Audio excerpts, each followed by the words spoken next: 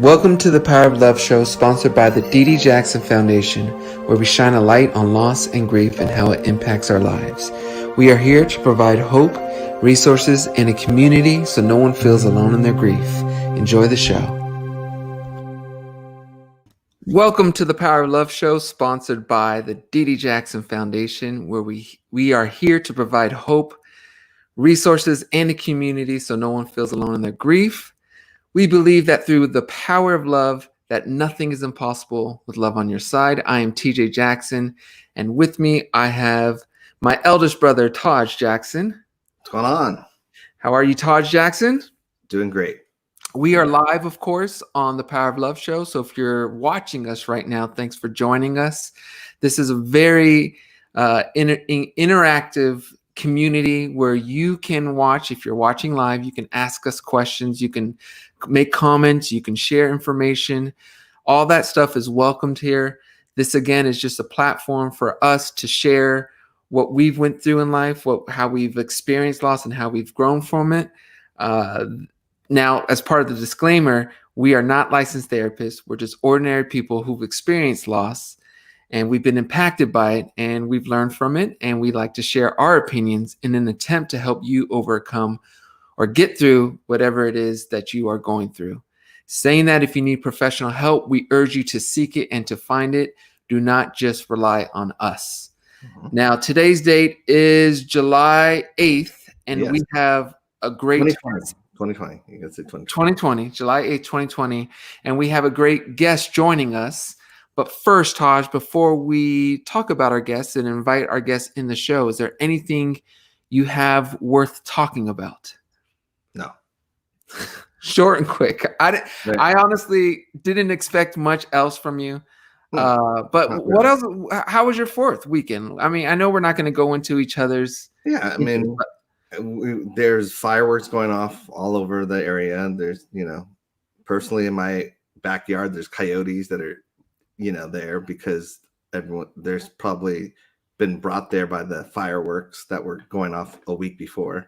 So it's just, I'm just dealing with trying to, I guess, maintain and, the maintenance of everything around it. Yeah. Okay. Well, not. I just air horn them. Yeah. Not good. So I don't know. That visual of you dealing with coyotes from inside your house. It's a bad back is not a good scenario. Is it getting better?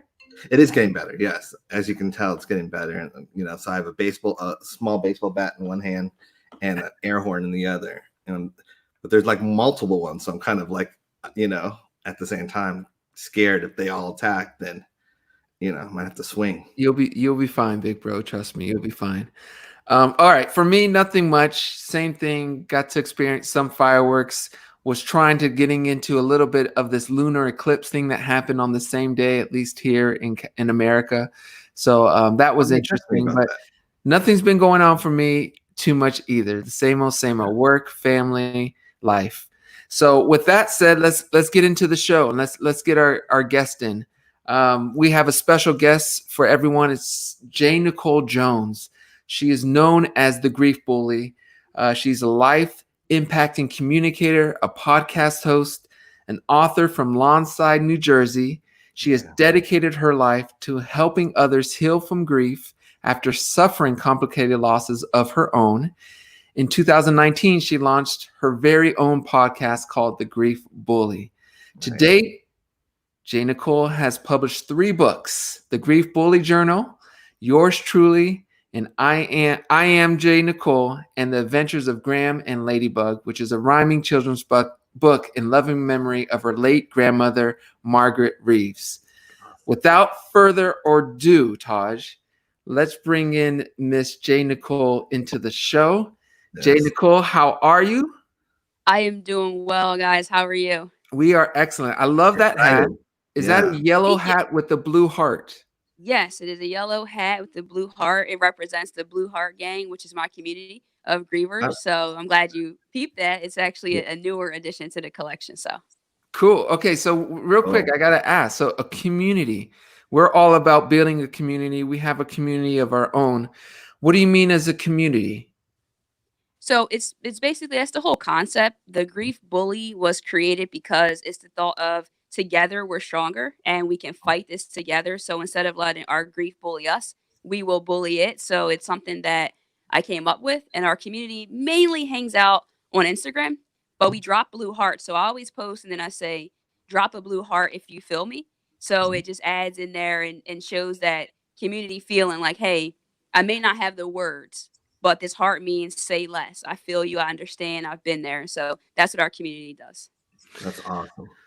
Cool. Okay, so there's so many places I can start and want to start. The first one, I guess, I'll ask you is what inspired. You know what? Let's do this. What was the loss that inspired you on this road? For my brothers and I, it was losing our mother, who inspired this whole entire foundation. Just dealing with all the grieving moments, how to grieve, what's right in grieving. It inspired us to do this foundation, which has grown over the years, and it's been a great thing not only for our community but for us. So I guess the first question is, can you talk about the loss that inspired you on this path? Absolutely. So first, let me extend my condolences to both of you, as well as your other brother as well. I know it's been some time, but there are days where I'm sure it feels like just yesterday. So Yeah. please accept my condolences there. For me, there's been quite a few, and I just realized the other day it's been in 3-year increments. So in 2013, one of my good friends, Moet Palmer, unfortunately passed away. And then in 2016 of March, my grandmother passed away, who was my absolute world. And then more recently, unfortunately, on Valentine's Day of 2019, my dad passed away. Oh, wow. So I've had these different losses. And what really inspired me to create everything that I've done is that it's cliche to say you want to be the change that you want to see in the world, but I really mean that. When it came to grief, I felt like there was no direction. No one really was saying the things that we really were feeling.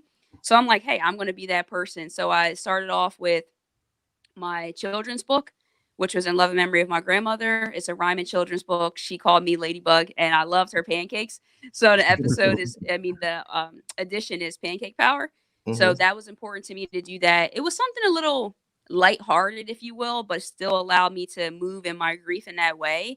And then when my dad passed away, I was like, okay, I really have to do something. And that's when I launched a podcast.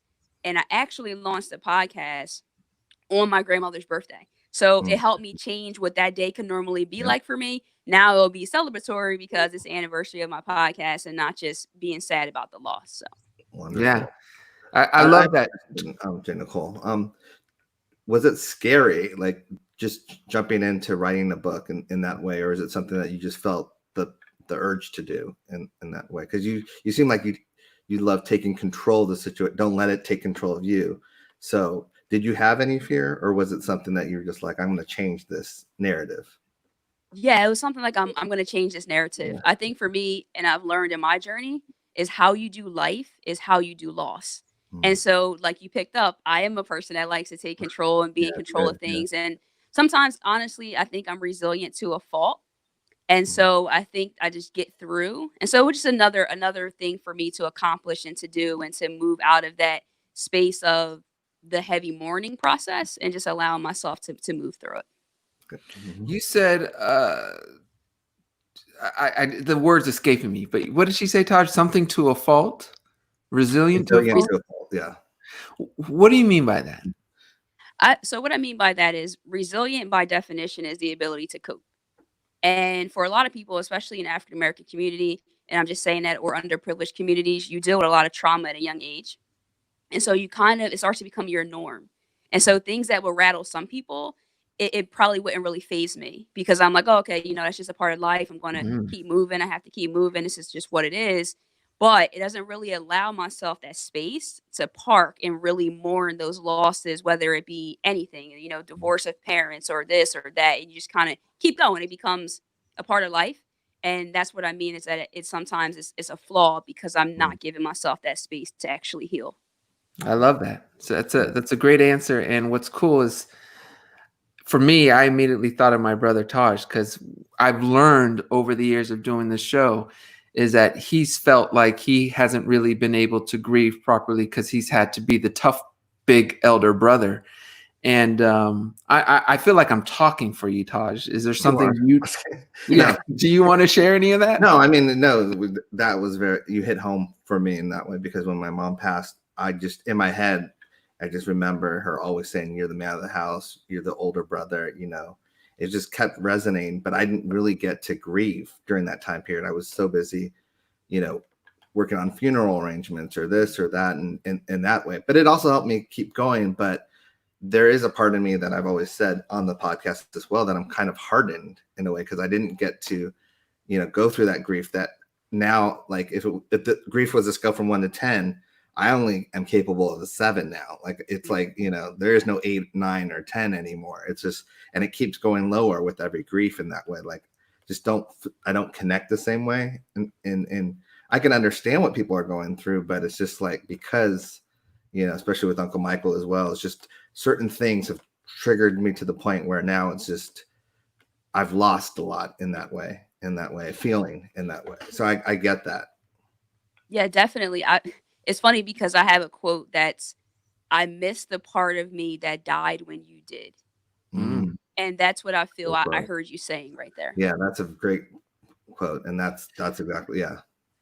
Another question I have for you. I have several, J.nicole, so just hang with me. But another Listen, thing. I am here as long as you want to have me. This is an awesome opportunity. Oh, okay, cool. Well, this is what was interesting to me, because we just experienced the anniversary. I don't even know if that's the correct term, but the anniversary when my uncle passed. It was 11 years from the date on June 25th.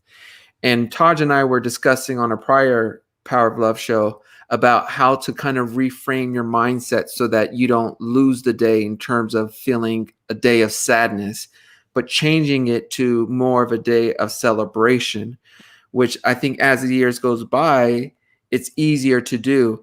But the reason why I'm bringing this up to you, because it seems like you kind of subscribe to that same mentality. And truthfully, the first time I had heard about that was with Taj, just trying to reframe a death anniversary. And like you said, you started your podcast on the day, of your father's passing, to kind of reframe that. So can you just explain that concept, and if that's something you believe in, and if that's something you do? Yeah, so it was on my grandmother's birthday. Yeah.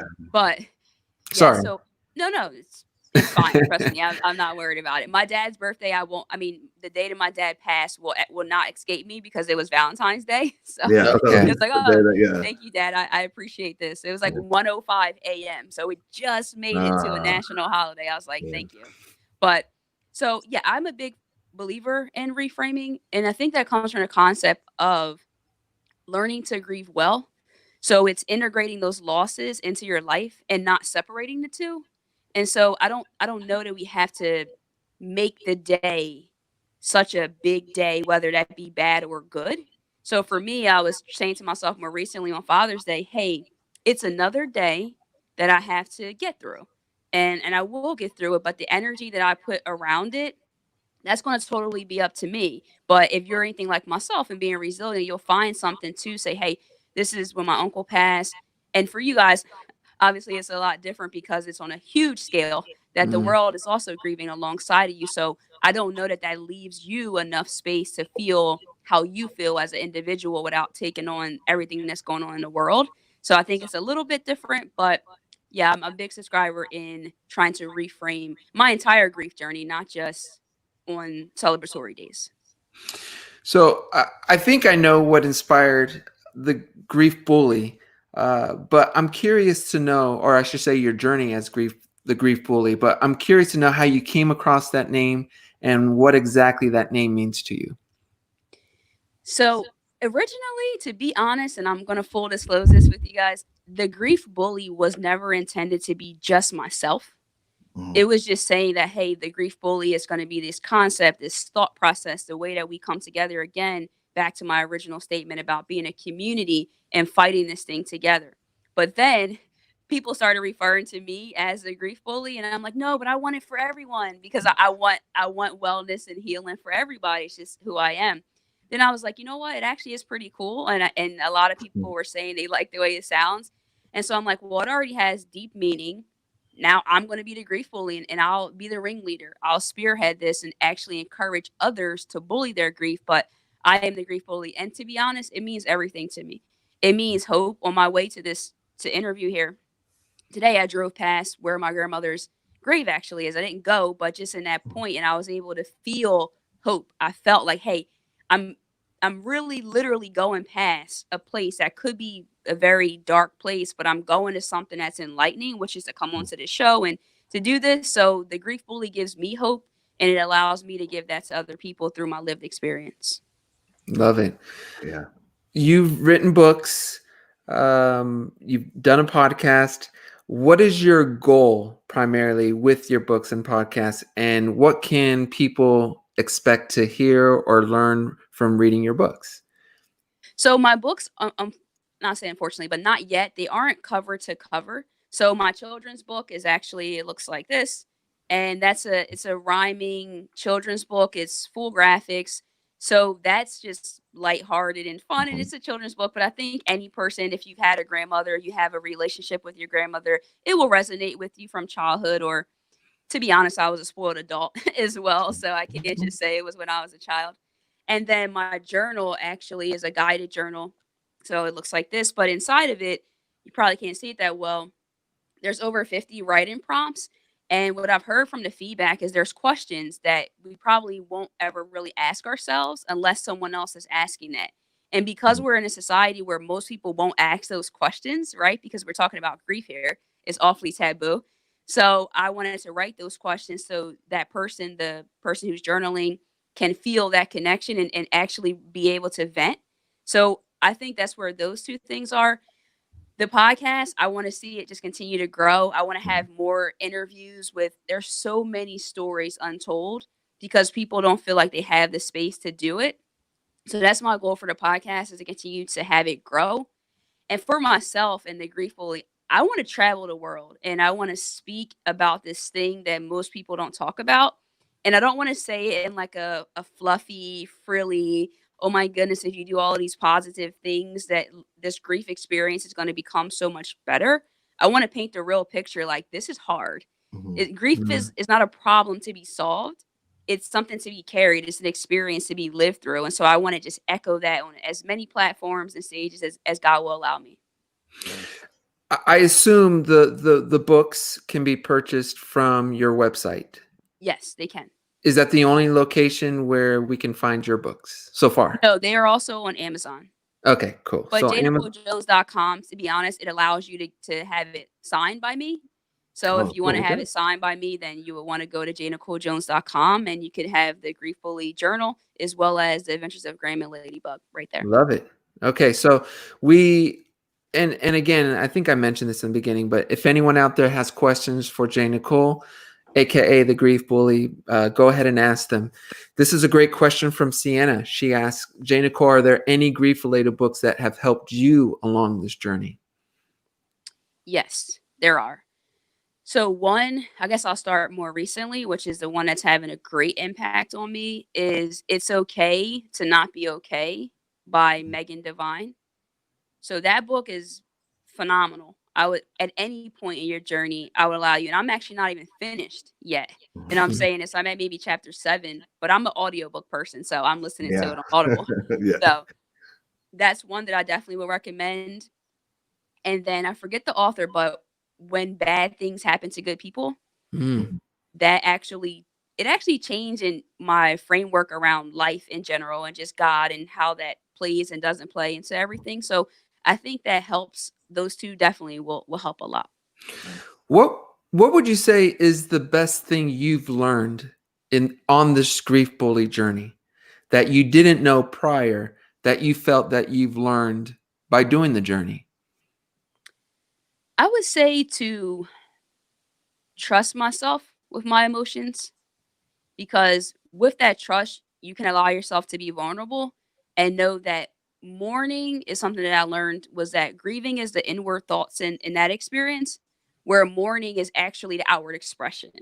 And so what I've learned is that allowing myself to trust myself to mourn and know that it's just going to be a speed bump. It doesn't have to, you don't have to spiral out of control or, go down this ditch, because let's face it, if I feel like crying, I used to say, "Oh, I don't want to cry right now. I can't do this right now. It's not the time." But now I'm like, "Hey, you'll cry, you'll feel better or not, but you're not going to die. Like it's Mm. not going to kill you, And so that's probably the biggest thing for me is to trust myself with my emotions and understanding that this will be forever. And the other thing I will say, I know you asked me this, is that once I accepted that my life won't be the same, not bad, but it won't be the same because I was trying to get back to how I felt prior to the Mhm. losses. So I just kept being disappointed and frustrated. But when I said, hey, you know what? You're not getting back there. So you got to scratch that. And it just lightened my load so much. I love that. I think that's so important to say, and that's something that I think we've said often, but it's always good to hear from your perspective and another's point of view. And I think it's very important. It's not something you just turn the page on and expect things to go back. It's something you have to learn to deal with and get through on a day-to-day basis sometimes. Absolutely. Another great question is, do you think it's healthy to think about death every day when it comes to loved ones? Feels like I'm so scared to lose those people that I always keep death in mind. It makes me cherish every moment with them, but it also causes a lot of anxiety. Wow. I think that person is reading you didn't ask this question yet, but my most difficult part of my grief journey has been death anxiety, actually.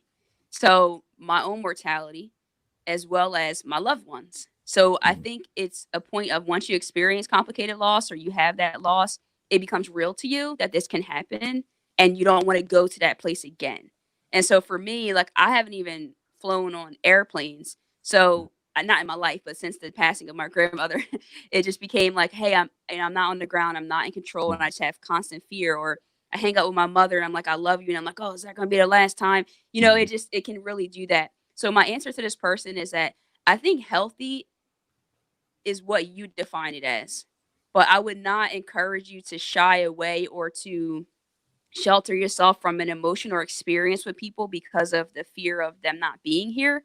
I would just say lean into it and find out, ask yourself why am I feeling this way? What exactly is the root of the anxiety? Is it the actual death? Is it this? Is it that? So I would be curious, but I would say that it's healthy because it's your experience and your emotions. Mhm. I love it. I love your stance of attacking and going in instead of being shy or being reserved or hiding from.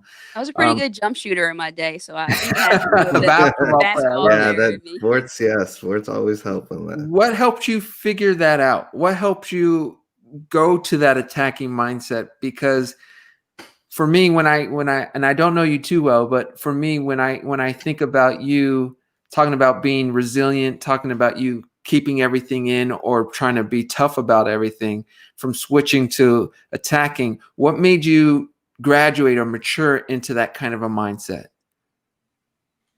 I think my childhood.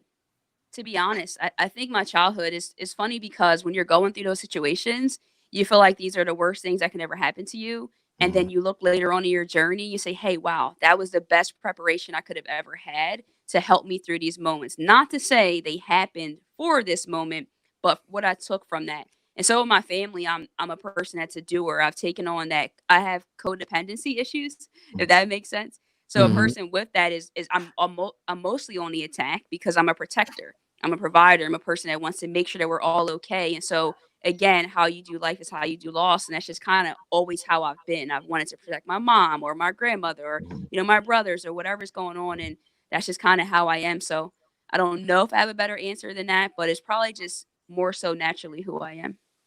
Love it. Todd, did you have a question or anything? I know I'm taking There's a over. question that Sue had. This Sue Ingram, Ingman. It was at like 1 minute 24 seconds, but basically it said the CPR I did on my mom couldn't bring her back. I still carry that guilt. I couldn't save her. I thought that was a important question to kind of go over.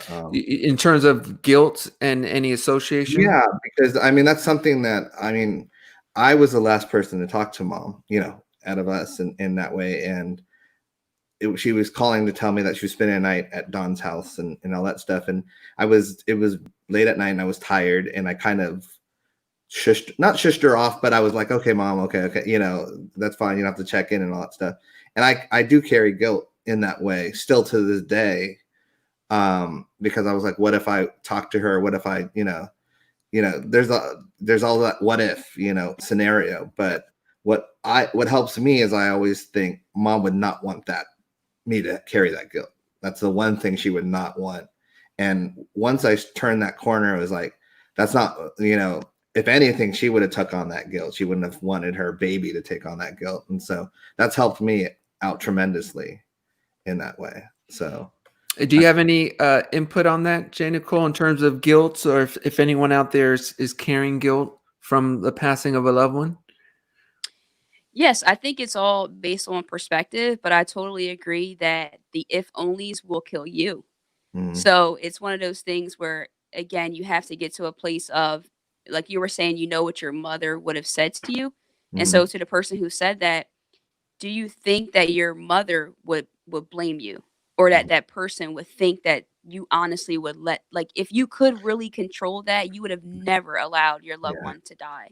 And so sometimes you have to say that to yourself, like, I would have never allowed my loved one to die. If this was in my control and my power, I would have never done that. I would have never allowed that to happen. And sometimes you have to speak to yourself that frankly, because guilt will definitely, it definitely could kill you.